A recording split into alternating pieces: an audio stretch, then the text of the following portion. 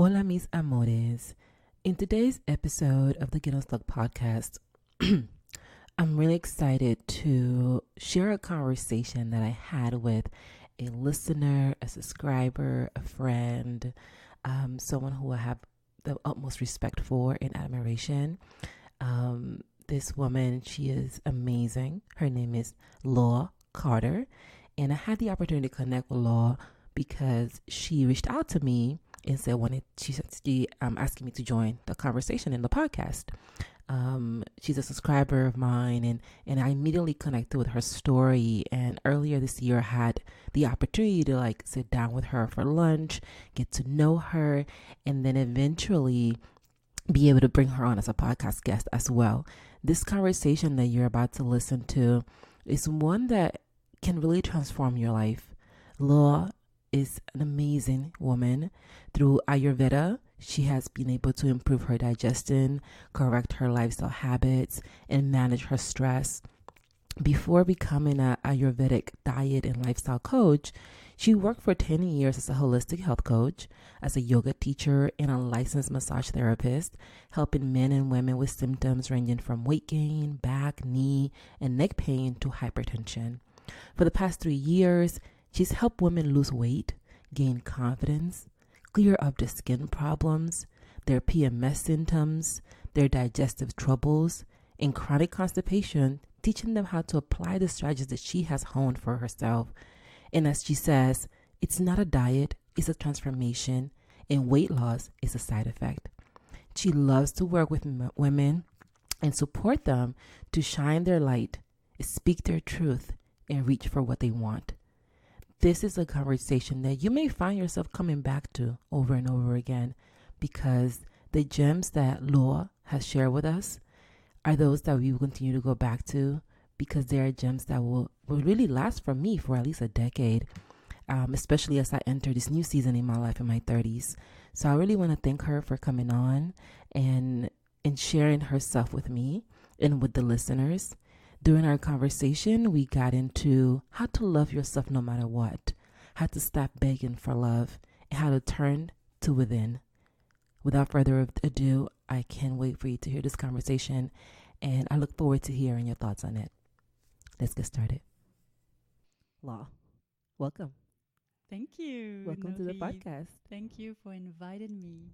No, it's my pleasure to have you. Oh. Thank you so much for reaching out to me and for wanting to be a part of this community in this way. I'm just really grateful for you and for the work that you do.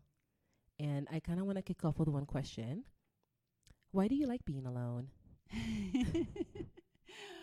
Well, it's a good question. I guess I like my own company, but mainly what I have found is that I can really hear my creativity. You see, a lot of what I do is very intuitive. I get very inspired. And so when I'm alone, I can really tune in to that. Mm-hmm. I feel that may be the first reason why I love being alone. Mm-hmm.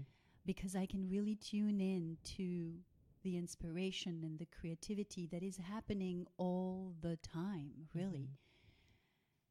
Mm-hmm. I love that.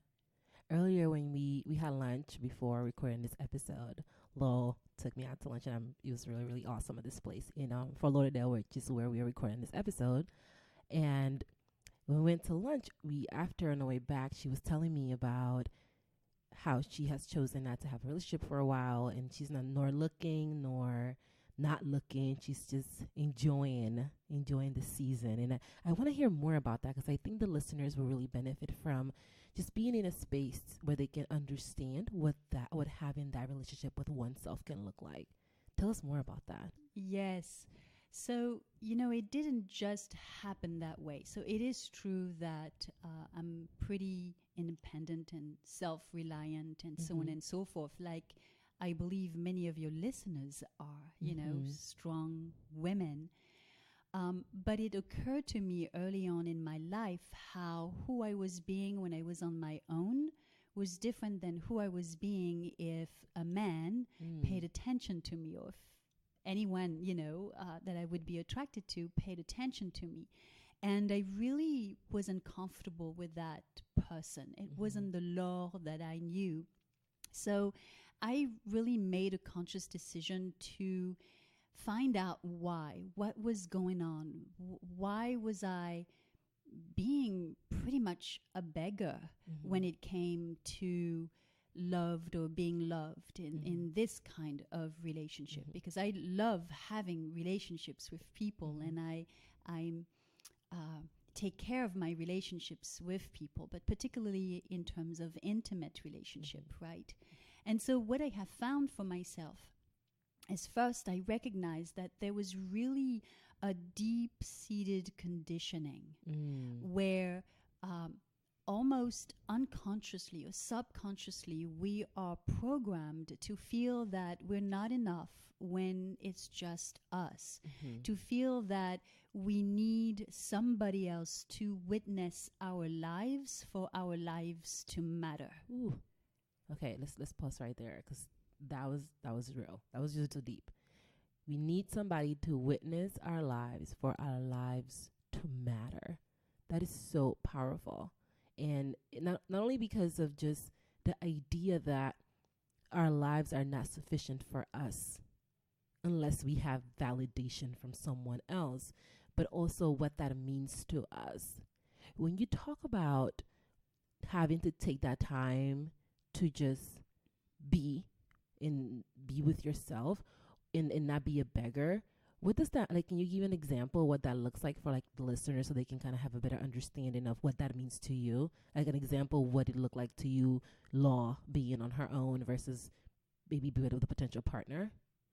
Yes, I can. What I noticed when I was in partnership or intimate relationship is that oftentimes my needs, my routine, what I like to do for myself, was put aside to focus on what the other person needed or what the other person wanted to do. And so I felt like I was disappearing. Wow. You see, so for me, it was really about being there for myself. Wow. Something else I was just thinking about while you were talking, and I remember thinking that, and I remember hearing some of my girlfriends think that. Oftentimes, we say that we want to be in a relationship also because we want to be able to share the moments. And then it occurred to me at some point where, if I can just be present in the moment, it will matter as much as, if somebody else is present with me, right? I don't need to share it to recognize, wow, what a beautiful sunset that is. Or, oh, I love this delicious meal I had, And what does being present mean to you? So being present to me means enjoying. Finding the joy, finding the pleasure. It's something I talk a lot about in terms of pleasure in my work, because I have a feeling that we're uncomfortable to some degree with that word, or we think in that word only in the context of having sex, making love, where pleasure, I believe, is one of God's gifts, so to speak, of living. And pleasure can be found in anything, So for me, I personally love to cook for myself. I don't necessarily think I need other people to cook for. And then when I derive a tremendous amount of joy and pleasure from making it and then eating it and really tasting, really picking up on all of the different tastes and what they trigger in me, and all the different smells and the memories that are brought up and all of that. So really being present in that aspect for me means being able to really enjoy, experiencing joy in the moment. Wow. I love that. And I love that you break it down to like the textures and the flavors and the experience, and it's an experience that you have with yourself. Mm-hmm. One of the things that you mentioned to me earlier is that you didn't feel that anything was missing. And what do you think women feel that is missing when it comes to not having a romantic partner? It's a good question. I feel that perhaps what they might think that is missing is a part of themselves that love them. Mm.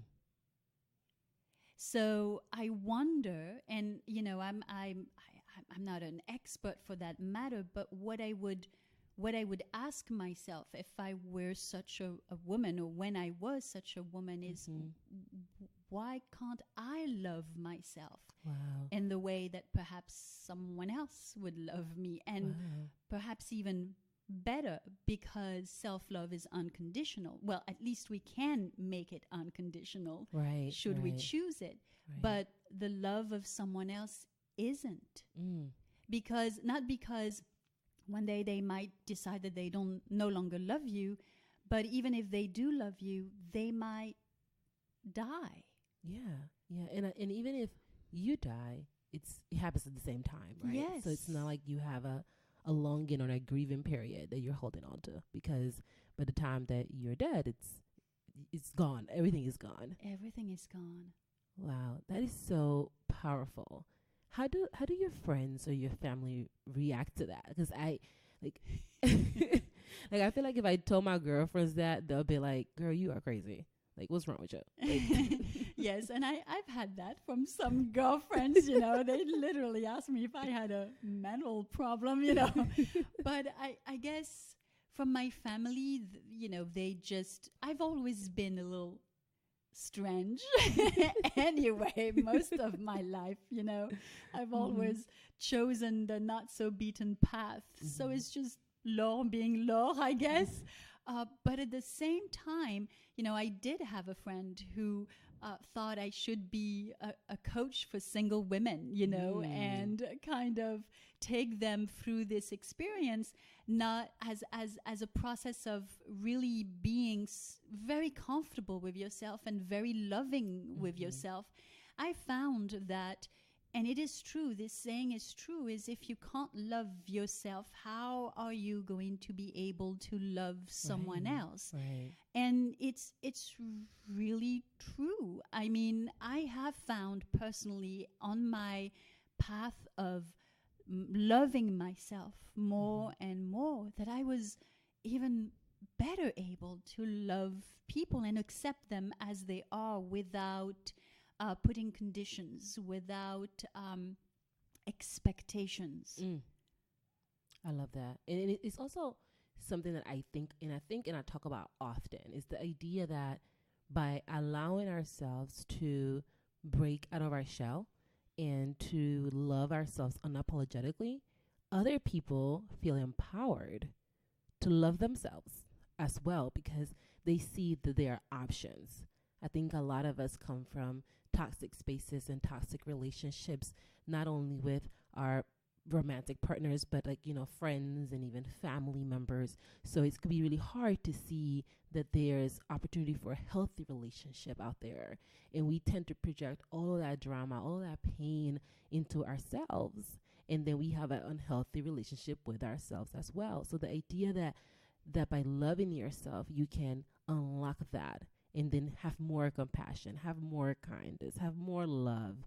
It's one that I agree with 100%. And I think a lot of us undermine the power of just surrendering to ourselves, into what we look like, into who we really are. And I want to get back into some of the things you talked about, because there's so much to unpack in what you just mentioned.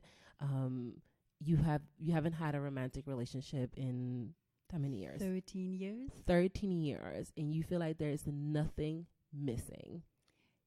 Today, I feel like there's nothing missing. It was a process. It really was a process of finding myself, really finding who I am, being comfortable with that, diving deep into some of the ways that I was beating myself up, beginning to let go of that, having compassion for myself. There's so many different levels of that I personally had to really work through, have the confidence also to show up as I am to the world, to, friends and family. So not really thinking about or choosing what I would compromise on and what I would not. Ooh, that's a really big one, because a lot of us compromise ourselves at the expense of ourselves. Yes. To make other people like us. Yes. At the expense of us liking ourselves, which is crazy. Yeah. Because we are supposed to be the ones that really do like ourselves. What was that process like for you? What did it look like to do the work? I think a lot of people will benefit from hearing examples of what that looks like for you, or what that looked like for you. Yeah.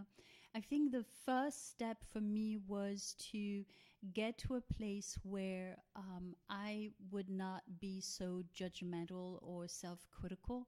So I used a phrase that isn't my own. Many years ago, I was working with a spiritual mentor, and we were on a call.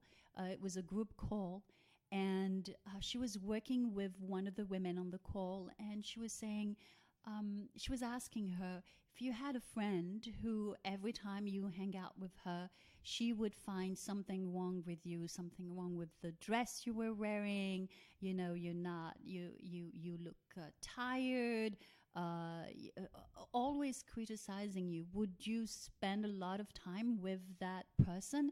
And the woman she was working with, she said, hell no.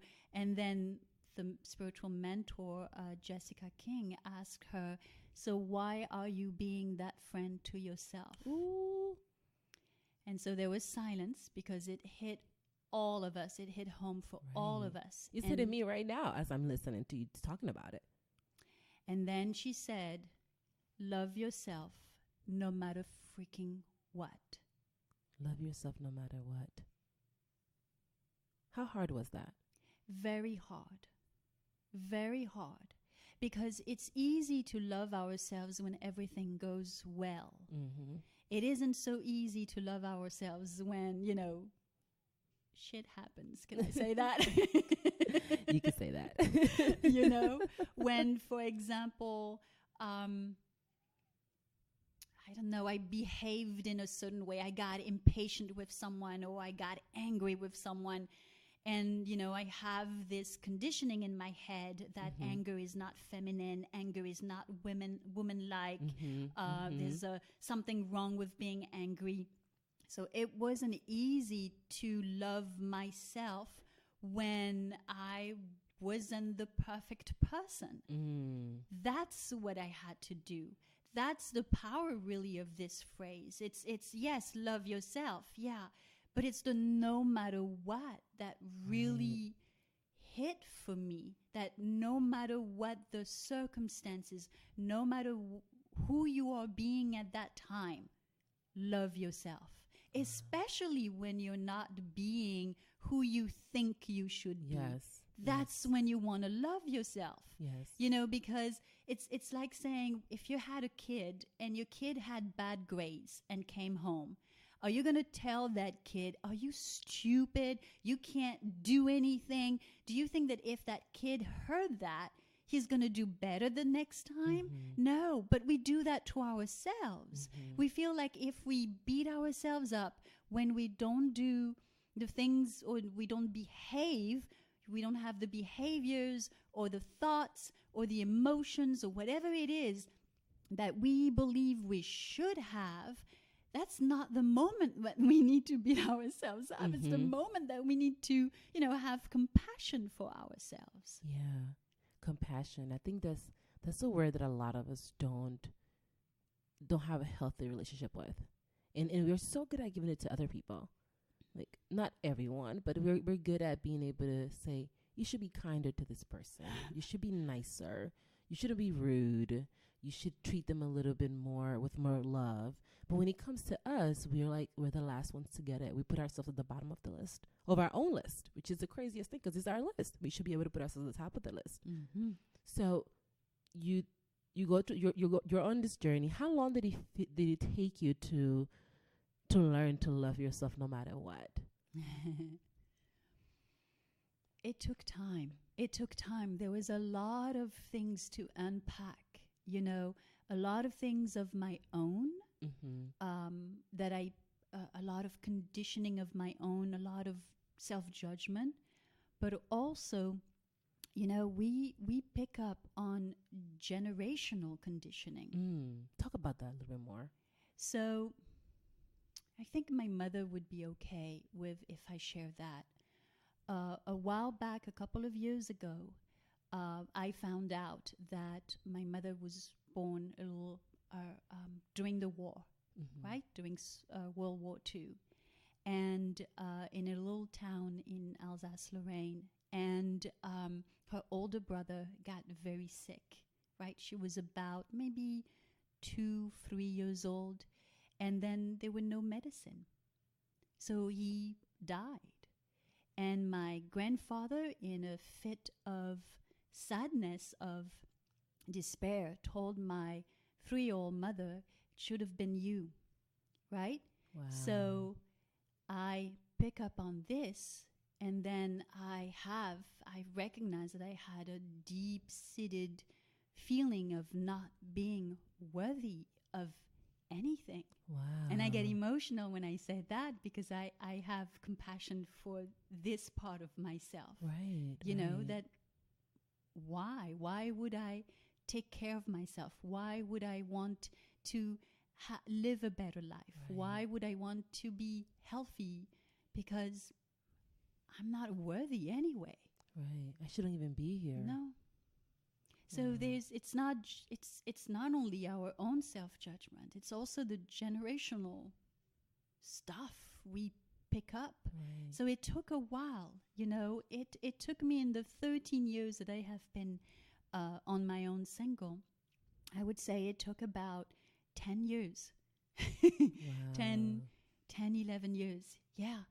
To really break things down, to really taking the time to let go little by little of what is not me. So that's something we were talking about earlier, is that we identify with all those things, and that make us struggle even more with this. So it's who are we if we're not our judgment, if we're not our experiences, if we're not our family's experiences? It's an interesting question to ask. What I have found when I begin the process of letting go of these things, of the judgment and all of that, is I have found that who I am is free to be whoever I want to be. I love that. I love that so much. Who I am is free to be whoever I want to be. That's so empowering, because so many of us, particularly so many women, feel like we have to be so many things to so many different people at so many times. And it can be really daunting and frustrating to want to peel all those layers so that you can leave room to what is, and not to all those things that we think we're supposed to be. And hearing your story and talking to you and learning about you, it's been really eye-opening, because I'm in my 30s, and a lot of my friends that they're in their 30s, they feel like I should have it together by now. Like, why I don't got to figure it out? And I'm talking to you, and you're in your 50s, and you talk about, like, we were just talking about this earlier, there's no destination. Like, you don't get to a place and say, I have it together now. No. Talk to me a little bit about that. Like, what it was like for you going through this journey in this space in your life, and just getting back to law. Like, what was that like for you? And just being able to put everything and everyone kind of to the side so that you can create space for you. Yeah, it's a good question. What was it like for me? At times it felt tremendously joyful, and at times it felt like the dark night of the soul. Wow. So I had to dig deep into my faith. I don't think that it's possible without faith in something. Mm. I really feel that ultimately having a knowingness, an inner knowingness that you are loved just as you are from within, right? That you matter. Having that's what I call faith. It's absolutely fundamental, because it hasn't been like, oh, I let go of this, everything is happy. No, there's also the sadness of letting go of certain things, and then the sadness of, oh my God, I held on to this for so long. It's not all happy-go-lucky, in the sense that I think that perhaps many of us might think that happiness is a parameter for whether or not you love yourself. Not necessarily. There's a, and what I mean by that, there's a saying, Maharishi Mahesh Yogi, who brought transcendental meditation in the West. He used to say something: when you clean the pond, you got to expect muck to come at the surface, right? Ooh.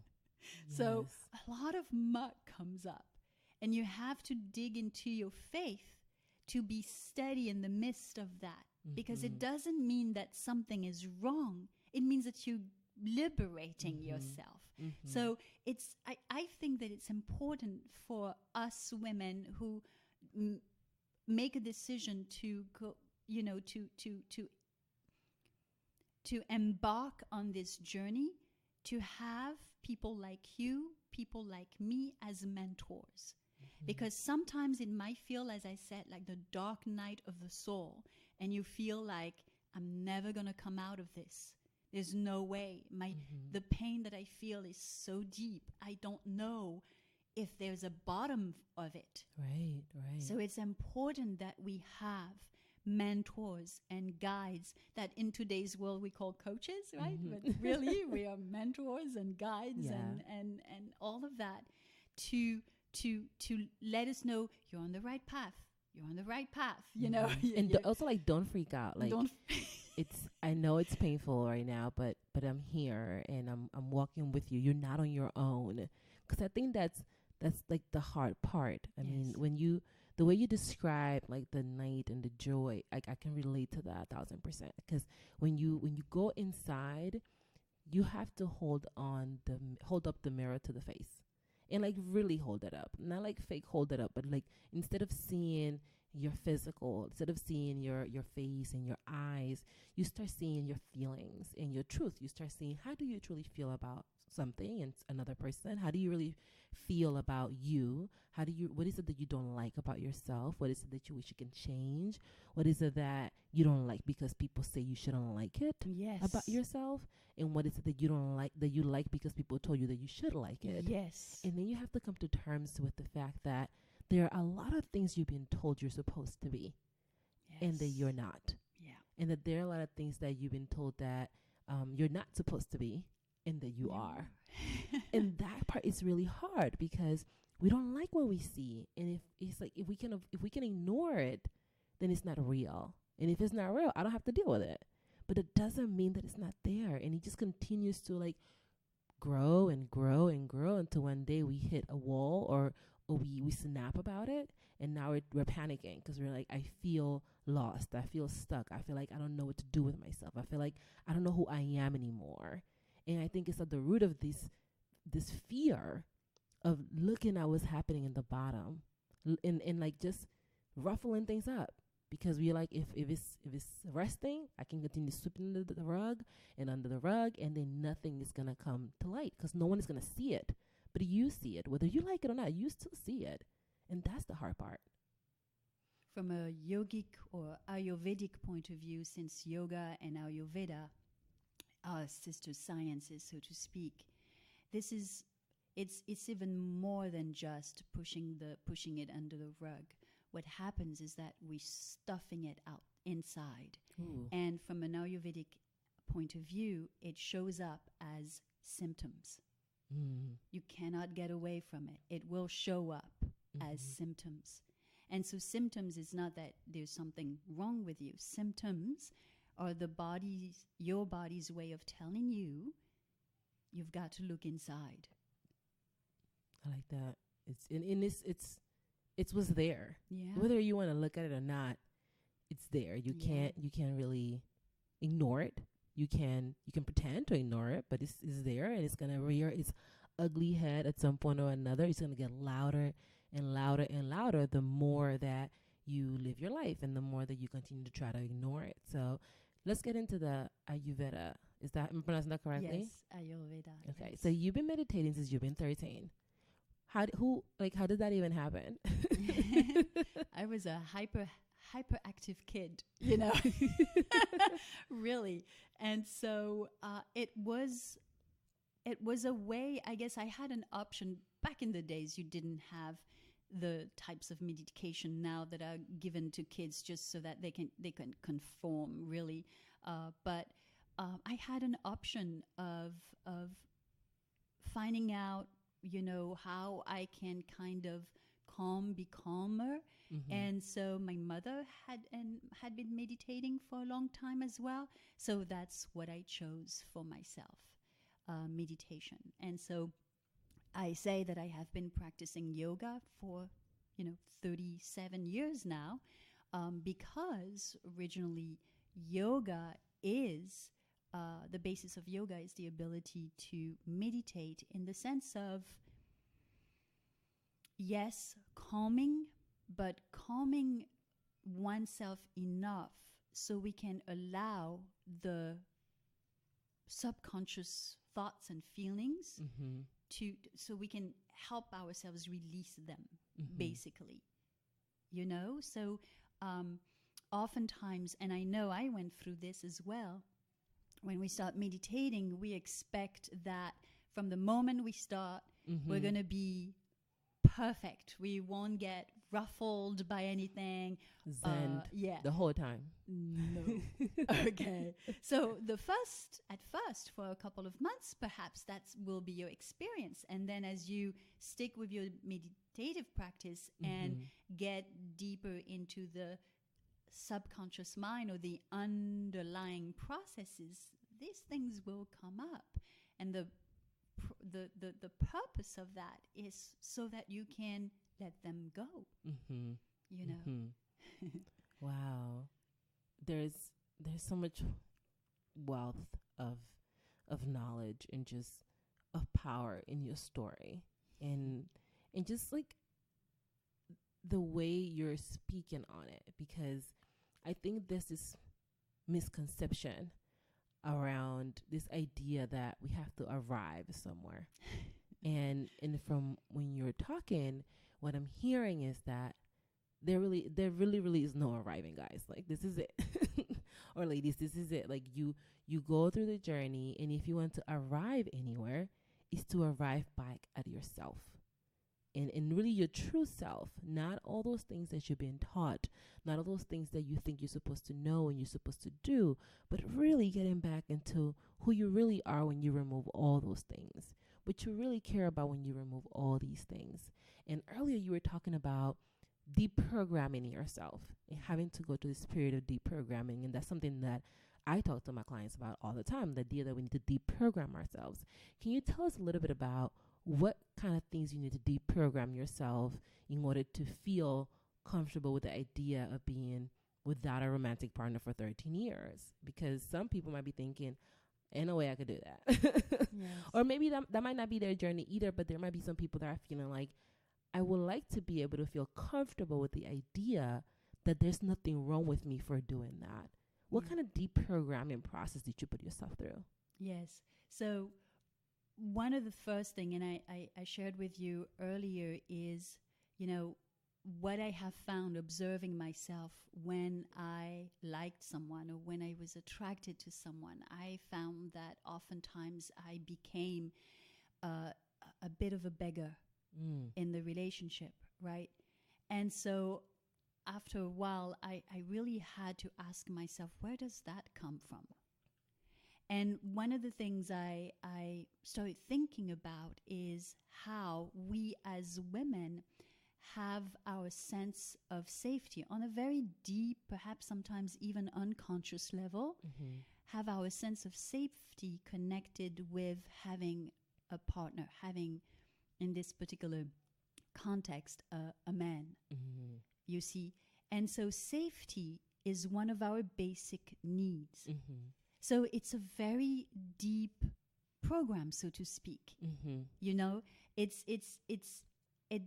you can't let that go that easily. And again, I go back to faith, unless you make the decision, which I did, to strengthen my faith, so that my sense of safety comes from my faith within, as opposed to what I had, the conditioning I had, is that if I am with a man, whether consciously or unconsciously, I am safe, I am taken care of. Because the reality is that it's not true. Wow. But that's what we're conditioned to believe. So that was the first program, the first thing I had to deprogram myself. But I needed something to fill that gap. Right. And it came from my having a sense of safety from within, my faith. Wow. And even the language of a man to take care of you is such a universal language for women, whether you're from the diaspora or not. The idea that, well, get yourself a good man so he can take care of you, so you can be good, because, you know, you're a damsel in distress and you cannot care for yourself as a human being on her own, because you need someone to protect you. And I think we undermine how powerful those messages are and how rooted they are within us, because it's not just the media and all those other things. It's the entire society is wrapped around these ideals, and we just learn to grow up with them. Like, we learn to accept them, and we learn to want to embody them. And when we don't embody them, we feel like something is missing. The person that protects us is missing. And it could be really tough, because then it's like, who's going to protect us? Yeah.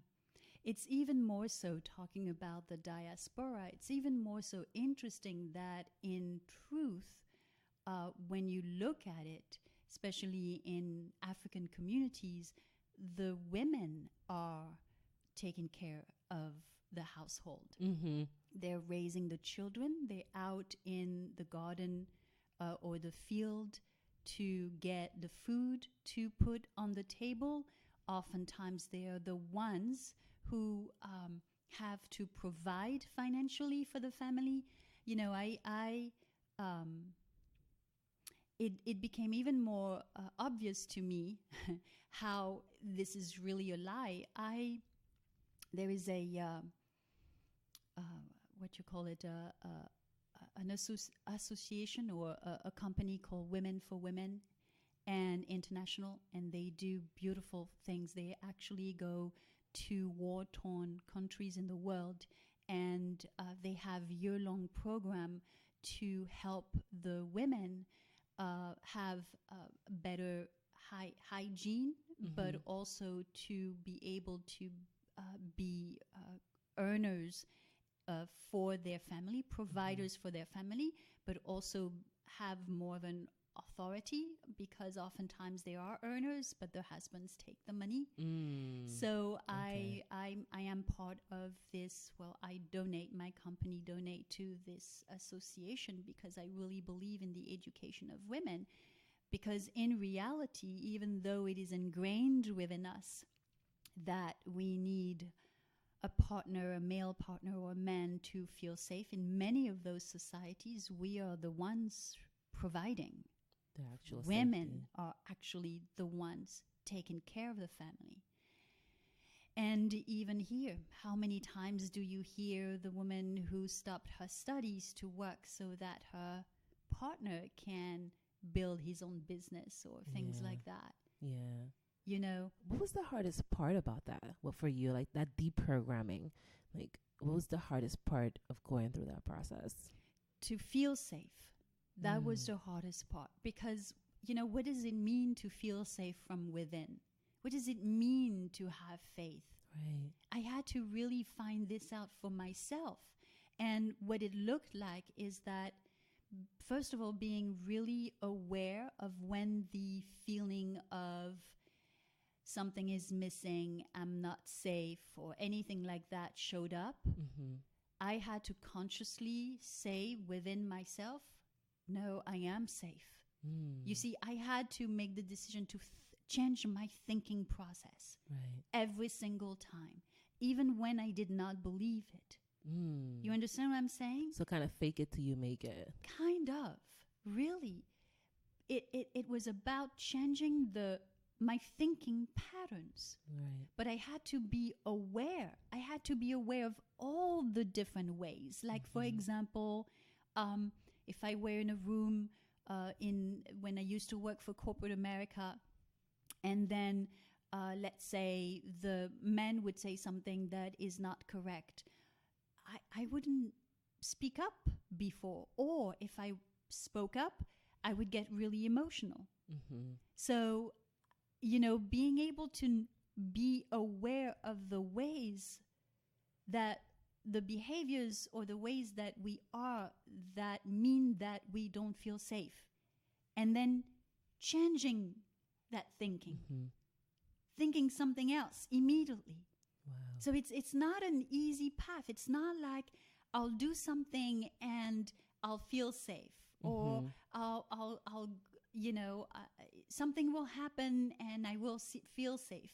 It's a true process of self-responsibility and choices on a moment-to-moment basis.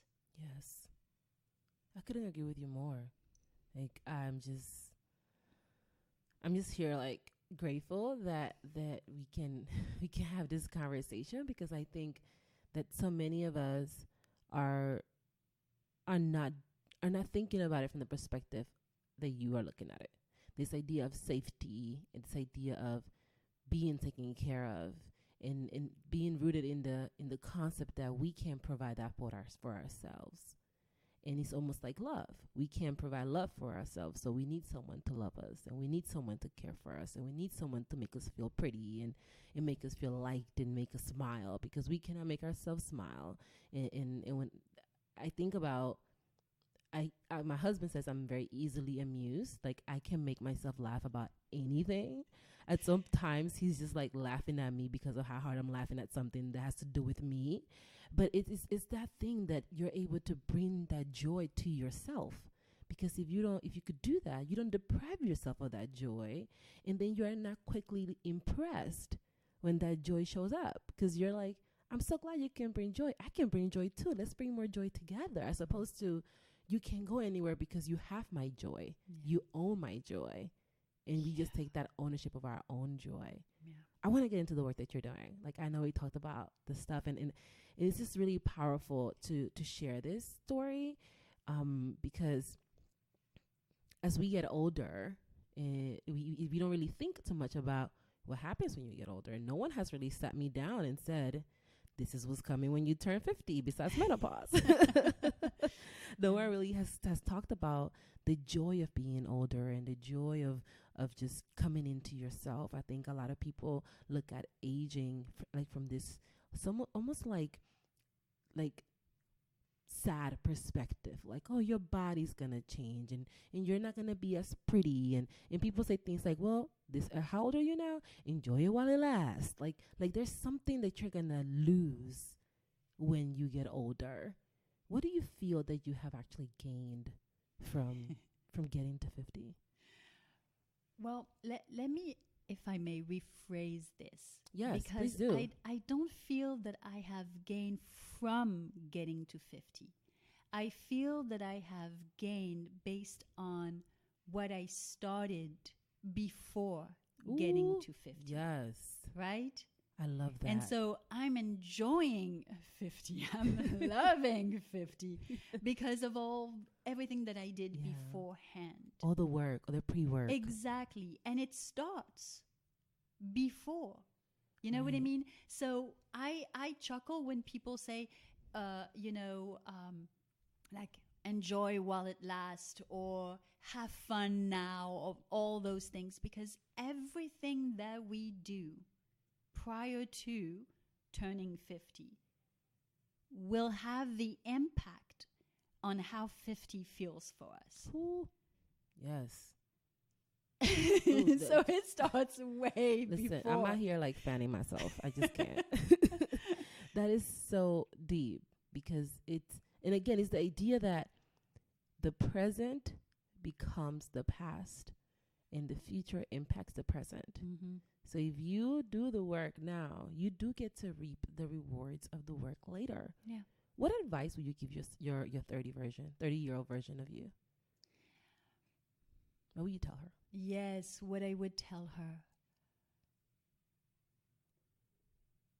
It's a good question. There's so many answers that come to my head. Well, the first thing that I would tell her is have a healthier relationship with food. Oh my God, I feel like you're talking to me. Yes, develop a healthier relationship with food, because loving food doesn't necessarily mean that you have a healthy relationship with food. So many people tell me, so many of the women I work with tell me, I love food and that's why I'm 20 pounds overweight. No. I feel like she's reading me right now, because I say that line all the time. I love food. I love all foods. I know, but it's not why. It's because the relationship we have with we have with the food we love is depending on that relationship is whether or not you will gain 20 pounds. Ooh. You know what I'm saying? But it's so hard. It's so hard when the food tastes so good and you just like want to eat it. I understand, but you see, what would you call this relationship? It's so hard. You just want to eat it. Isn't that a little bit like relationship with a man? Yeah, I know. It's exactly like a man. It's like, oh my God, it's so hard. I just don't want to leave him. Yes. Well, we were talking on the subject, but it's true, because a healthy relationship with foods means that you let them go too. Yes. Yeah. I had never really thought about it like that. I mean, I've thought about relationship with food being from a nutritionist perspective, like food nourishes your body, it provides for you. I hadn't really stopped to think about that a healthy element of food is also surrendering and letting go. Yes. Which is part of the process I'm going through my own life, just surrendering and letting go to myself, to who I am once you remove everything that I've been taught to be and everything I've been taught not to be. And once you pull all these things out, whatever's left, that's me. And I think I had not really given it that same idea to how I handle food and how I treat food. So I think you're definitely leaving me with some things to think about on that one. Yeah, so have a healthy relationship with food. Anything else?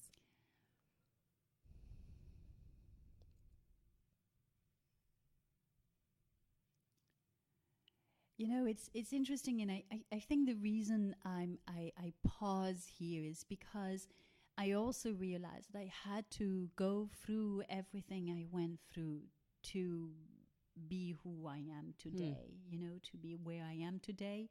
So it feels like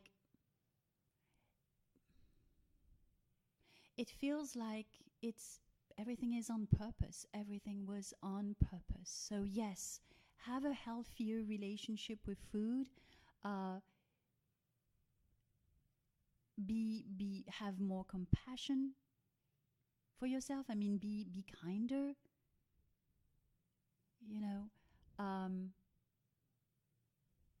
But I had to go through this process to understand what that meant, because I knew that before.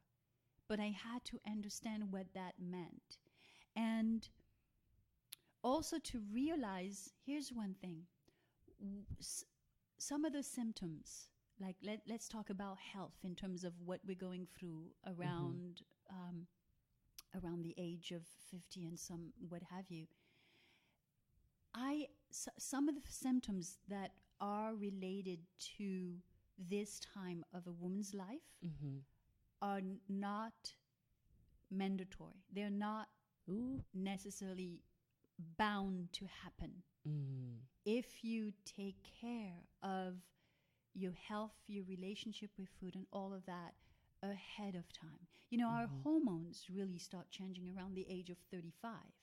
So we've got to start paying attention, you know, around that age and even earlier, so that we don't experience some of the things that people talk about around 50. Do you have any children? No, I don't. How do you feel about not having children? Can I say totally free? You can say whatever you want. I know, but because I have respect and what's the word? Admiration for the women who do take on having children. In my experience, not having children has given me freedom to fail when I needed to fail. Yes. Because I didn't have anyone depend on me. So freedom is really, that's what I got out of that. I'm not going to say I don't have, you know, I never felt the need. Perhaps it did occur from time to time in my life when I was in a relationship earlier in my life. And then it never really happened. But it's just really that. It gave me that freedom. So I have respect and admiration. I do understand when you have children, it's much harder to do anything. Yeah. To get out of your comfort zone and all of that. It's much harder because you have another being depending on you. So I do have admiration and respect for that and understanding of that. For me personally, that knowing that, that's what it's given me. It's given me freedom. Is that also what not being in a relationship has given you as well? Yes. Because I think even me with my husband, like there are things that I have to be more mindful of because I have my husband and we have a partnership, and it's not just as easy as me saying, I'm just going to try this out. Or those become a lot easier because my husband is he's a pretty cool dude about it. Like he's like, just try and fail and do whatever you want to do. He's very whole on his own. So he doesn't need me to complete him in any shape or form. We really just complement each other. But I think that there is that piece of us that kind of cannot move as freely. And I think if more people were able to move more freely, then maybe things would be a little bit differently. And a lot of us don't feel comfortable moving as freely either, even if we could. Yeah. So that's one thing I'm learning in my own relationship, that it's like, yes, we are a partnership, but you can do things that you want to do on your own. Even being here with you recording this podcast in Fort Lauderdale, it was part of me taking a trip on Valentine's Day to go hang out with my friends and to like do things on my own.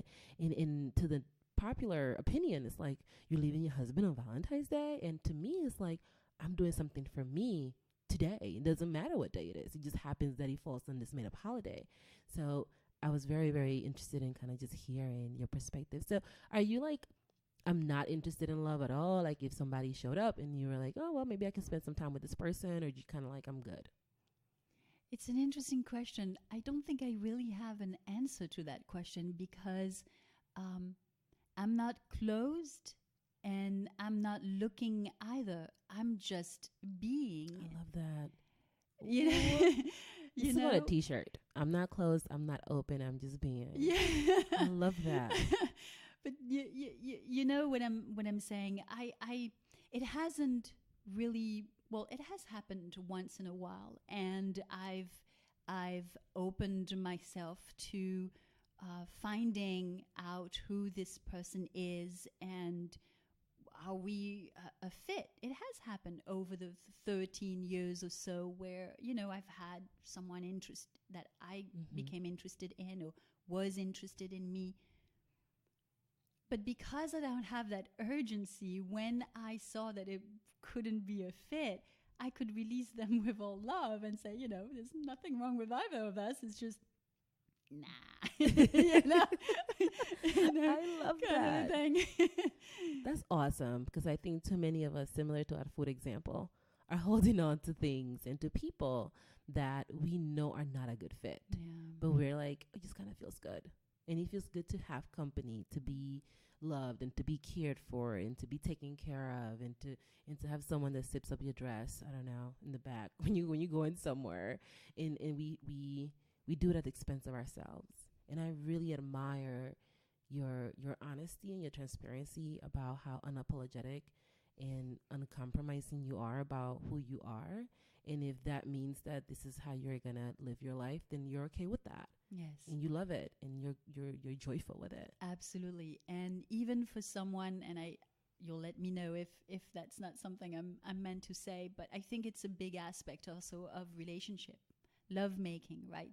Sexuality is big. I was going to ask about that. Yes. And even for someone who is as passionate as I am, what I have found, and that's also an Ayurvedic concept, is that the fire that we call passion, whether it shows up in an amorous, experience, or it shows up in a business that you built, or it shows up in having lots of fun and partying with your girlfriends, or it's the same fire from an Ayurvedic point of view. It's the same. It's just what you decide to channel it through.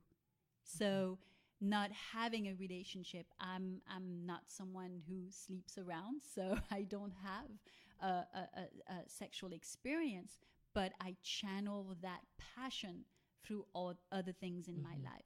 And right now, at this point, this passion shows up in my creativity. And I'm quite surprised at how creative I am. Wow. It's like it's nonstop pouring.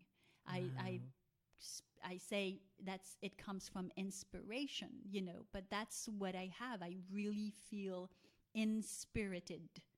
Wow. That's so powerful, because I know some listeners are probably wondering, 13 years, what's going on down there? All is well. All is well. It's just channeled in a different direction. Tell me about Ayurveda. Yes. So Ayurveda is one of the world's oldest system of natural health care. And so we call it natural really because when it was developed over thousands of years ago, some people say 5,000, some people say 6,000 of years, but it was developed through the observation of nature and realizing that we are intimately connected with nature. And one of the most basic example that I give is that we all have biological rhythms. And those biological rhythms are in tune with the rhythms in nature. So if we lived in accordance to those biological rhythms, we would sleep well, we would be hungry at the times when our digestive power is the strongest. We would, for example, follow the different times when we feel more inclined for focused tasks, and the times when we are more inclined for creative tasks. It's really, Ayurveda has helped me, and in the way that I teach it with the women I work with, helping them to become aware of their own biological rhythms and attuning to them so that they can experience health. And health means an expanded experience of life, physically, mentally, emotionally, and spiritually. And what I mean by expanded is that you are fully yourself. Wow. You're not half of yourself because your back hurts, or can't be totally that, or can't be present because, you bloated and gassy and you can't really focus. That's what it really means in terms of health, so that you can fully be yourself. And all of the aspects of who you are what's the word I'm looking for? They are congruent with each other. Mm-hmm. You know, you're not thinking one thing and then you're feeling another. Mm-hmm. You know what I mean? It's the true definition of yoga, isn't it? That union we're talking about. Yeah. It's really when all aspects of yourself are in alignment. But for that to happen, you have to be in tune with your own inner rhythms. And so the sages of old in Ayurveda realized this, that as it is in the macrocosm, it is in the microcosm. So all the strategies and routines that Ayurveda and the tools that Ayurveda offers is based on are there to help people tune in again to their own biological rhythms, to their own inner rhythms, to their own life rhythms. Wow. First of all, that sounds amazing. I'm here like I might need to sign up for this, whatever it is, because a mentor can also need a mentor. Yes. But I'm even thinking about, like, I recently read this book and he talked about when some part of your body hurts, you get a headache.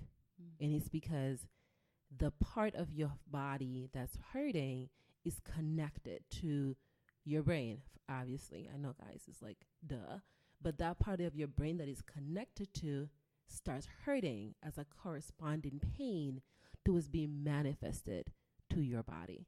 And as you're talking about this, I was thinking about that. I was thinking about the fact that the rhythms are there, whether we see them or don't see them, Absolutely. Whether we use them or don't use them.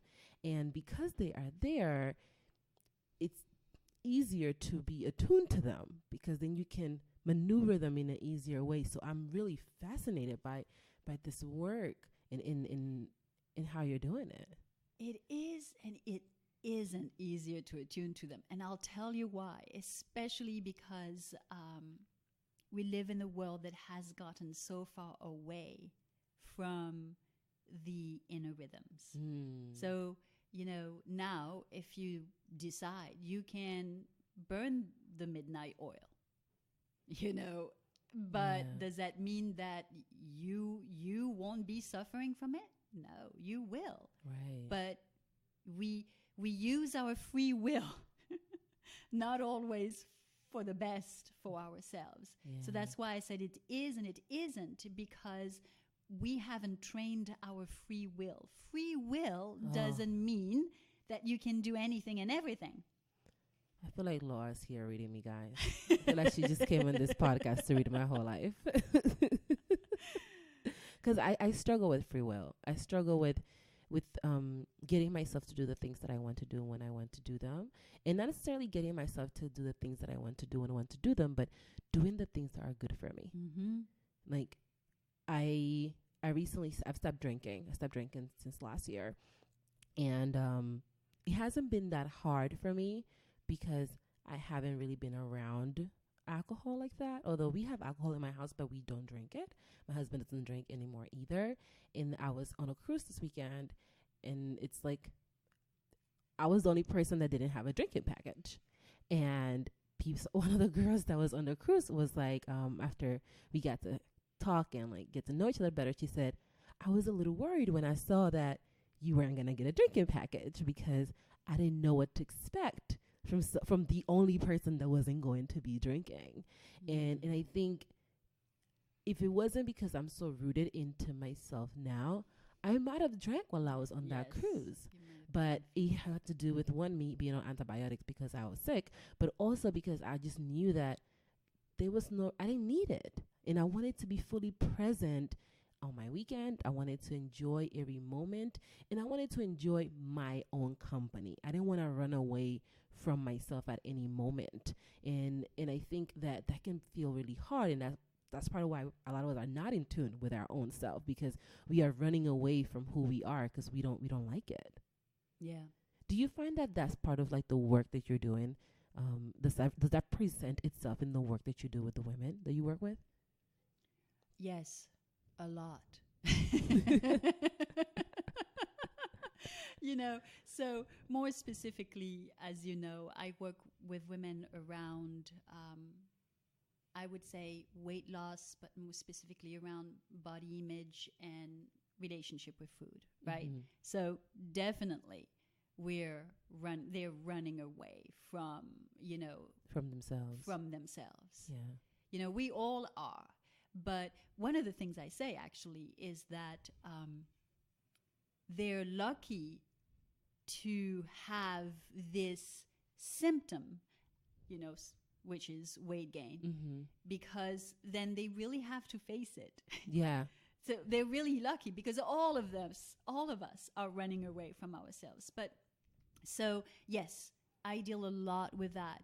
I correct oftentimes, when they start the program, they say, oh, and now I'll be a new me. No, you'll be more of you. Yes. They want to be someone else. They oftentimes think about starting the program to be other than who they are because they are identifying with their symptoms. Mm-hmm. So when you use the route of Ayurveda, you begin to understand who you are and let go of that identification.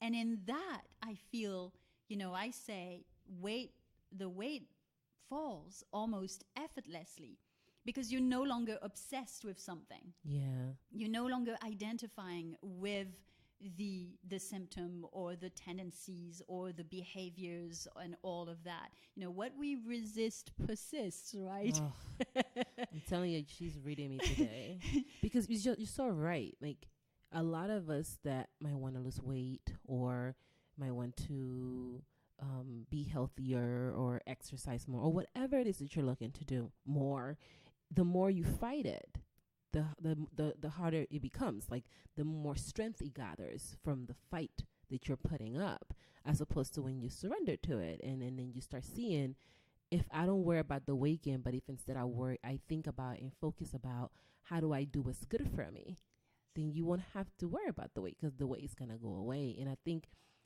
it's such a contrast because it sounds like it's easy, but it's not. Yes. And then we feel like we should have it together. Yes. Like, why don't I know how to do this? Why is it taking me so long? Like, why haven't I figured it out yet? How does one get started with Ayurveda? So I think that the first thing to get started with, because it is about realizing and understanding our own biological rhythms, Mm-hmm. is to recognize the things that we do in our lives and then have a unwholesome impact. Mm. So you were talking about free will a little, just to come back to that.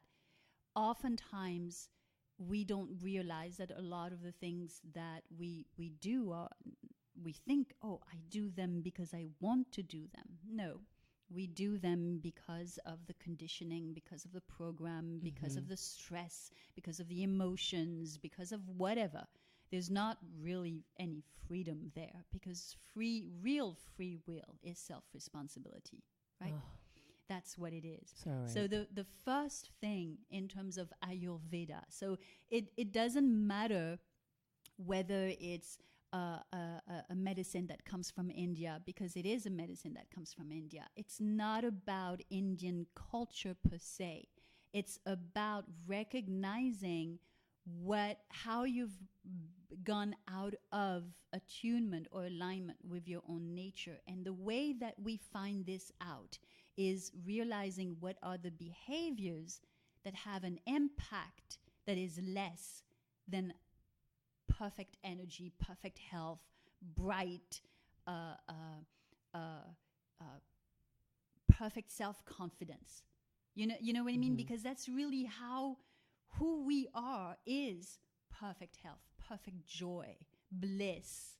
Who we are is total comfort in oneself. Is that how you define perfect, total comfort in oneself? Yes. Okay. In that sense of perfection, what I mean by perfect is when you are perfectly yourself. Okay. You know, fully yourself. Yes. That's what I mean. Yes. Thank you for correcting that. No, because I know some people have a very unhealthy relationship with the word perfect. So it's really important that as we have this conversation, we're very clear on what that is to make sure that I love that definition. Yeah, it's really being fully yourself. So what are the behaviors right now that, for example, let's say some of the foods that you say you love eating, but after you eat them, you feel so tired, so sluggish, so heavy that you can't focus on your wonderful business that you're creating.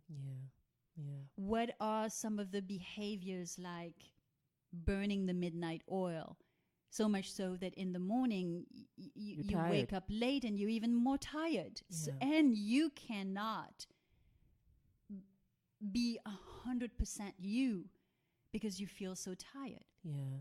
That's what I mean in terms of becoming aware of the behaviors and the habits that are not supporting the fullest expressions of ourselves. Exactly. Wow. That's what Ayurveda is. Literally, Ayurveda means Ayur, life, Veda, knowledge.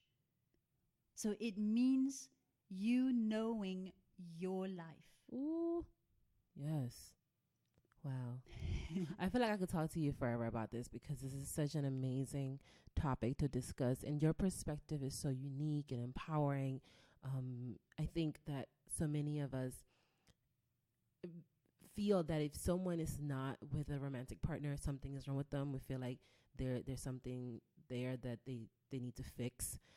And then we also don't feel comfortable with the idea of being who we really are, being fully ourselves, because we don't even know what fully ourselves is like. We think we are all these things, and we rarely want to pull out the mirror or pull out the luggage and start unpacking everything that's in there so we can see what's left when we take out all the stuff that we don't need. And being able to have this conversation with you has been really eye-opening to myself. And I'm sure it's also going to be to the listeners. So I really want to thank you for coming on the podcast. And before any of my guests leave, I like to ask them to share a resource or a tool that they have found indispensable for their self-care. What do you have for us? Cook more for yourself. I confess, cooking for myself is my number one self-care. I teach how to be able to prepare simple meals that are nutritious, delicious, and not time-consuming. Because really, that's a beautiful way of loving yourself, giving yourself the foods that will, give you that level of health. But it's also a beautiful way of connecting with that nature that we are. Without foods, there's no life. I mean, we get life from foods. Right. So that's what I would say.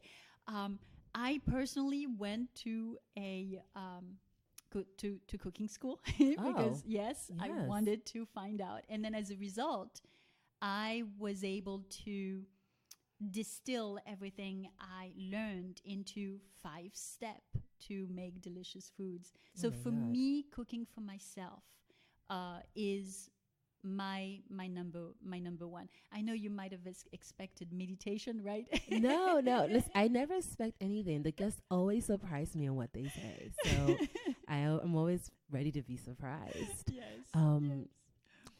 Where can people find you? They can find me at www.laurecarter.com, on Instagram at Laure_lifestyle, and on Facebook at Laure Lifestyle Attached. And I'm going to put all the links for Laure stuff on the section around notes, so don't freak out if you weren't able to get any of that. I'm going to make sure I share it there. Laure, is there anything else you want to tell our listeners before we close our episode today? Yes. whether you are aware of it or not, you are loved. And how I know it is because you are alive. Ooh. I can't think of a better way to end it. Thank you so much. Thank you, Nori. I'm so grateful for you. And thank you for sharing space for the listeners today. We'll have to bring you back. Yay! So much to talk about. Like, I have so many more questions. Wonderful. Thank you, Laure. Thank you for having me.